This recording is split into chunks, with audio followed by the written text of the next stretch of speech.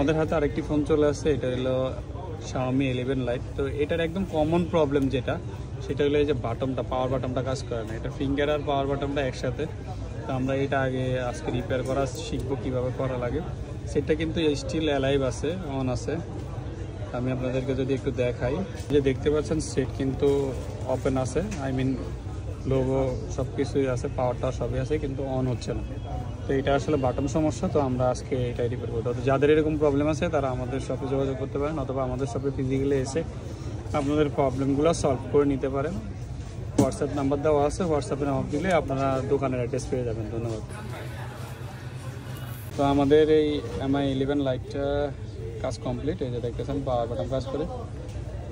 এখন এই যে পাওয়ার বাটনের এখানে লাইন শর্ট ছিল, ওই লাইনটা আমরা টেনে দিছি, টেনে দিয়ে কাজ করে দিছি। ফিঙ্গার চেঞ্জ করা লাগে নাই। ফিঙ্গার কাজ যদি কাজ করে কিন্তু পাওয়ার বাটন না কাজ করে, তাহলে ওটা আমরা কাজ করে দিই।